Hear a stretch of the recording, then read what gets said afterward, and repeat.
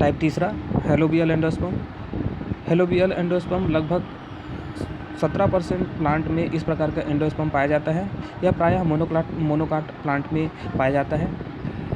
बात करते हैं हेलोबियल एंडोस्पर्म की डेवलपमेंट की, तो ये डायग्राम में दिया गया है। डायग्राम ए में जो संरचना दिखाई दे रहा है वो एक एम्ब्रियो सेक है, और इसका ऊपर वाला जो हिस्सा है, ऊपर वाला हिस्सा माइक्रोपाइलर रिगन कहलाता है, और नीचे वाला जो हिस्सा है वो चलाइजर रिगन कहलाता है। ऊपर वाला हिस्सा माइक्रोपाइलर चेंबर, नीचे वाला हिस्सा चलाइजर चेंबर। सेंटर में जो प्रेजेंट है वो प्राइमरी एंडोस्पर्म न्यूक्लियस है, और यह आगे चलकर डेवलपमेंट होने के बाद हेलोबियल एंडोस्पर्म का फॉर्मेशन करता है। और ये किस तरीक़े से फॉर्मेशन करता है इसका अध्ययन हम कर लेते हैं।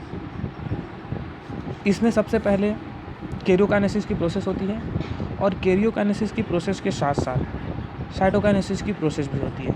और कैरियोकाइनेसिस और साइटोकाइनेसिस की प्रोसेस साथ साथ होने के कारण यह दो हिस्सों में, दो सेल्स में डिवाइड हो जाती है। दो सेल्स में डिवाइड होने के बाद माइक्रोपाइलर रिगन वाला जो सेल होता है वो सेल में फ्री न्यूक्लियर डिवीजन होता है, कैरियोकाइनेसिस की प्रोसेस होने शुरू हो जाती है।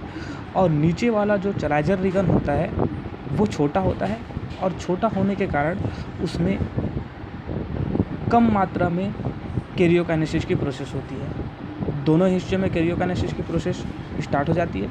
कैरियोकाइनेसिस की प्रोसेस स्टार्ट होने के बाद जो माइक्रोपाइलर रिगन होता है वह बड़ा होने के कारण उसमें कंटिन्यूटी न्यूक्लियर फ्री डिवीजन होना शुरू हो जाता है, और बहुत सारे न्यूक्लियस का फॉर्मेशन हो जाता है। और एक स्टेज ऐसे आता है जिसमें बहुत सारे न्यूक्लियस बन जाते हैं, और वह न्यूक्लियस परिधि की ओर अरेंज्ड होना शुरू हो जाते हैं। उसी तरह चलाइजर रिगन में भी सेम प्रोसेस होती है, और सेम प्रोसेस होने के बाद क्योंकि चलाइजर रिगन छोटा होता है, और चलाइजर रिगन छोटा, सेल छोटा होने के कारण उस रिगन में कैरियोकाइनेसिस की प्रोसेस कम होती है, और यहाँ पर भी बहुत सारे न्यूक्लियस बन जाते हैं, और ये न्यूक्लियस भी परिधि की तरफ अरेंज होना शुरू हो जाते हैं। उसी पश्चात सेंटर में सेल्स में वैक्यूल्स का फॉर्मेशन होता है, और वैक्यूल का फॉर्मेशन होने के बाद उस न्यूक्लियस जो साइड में अरेंज्ड होते हैं उसमें वॉल का फॉर्मेशन शुरू हो जाता है, और वॉल का फॉर्मेशन शुरू होने के बाद एक कम्प्लीटली एंडोस्पर्म का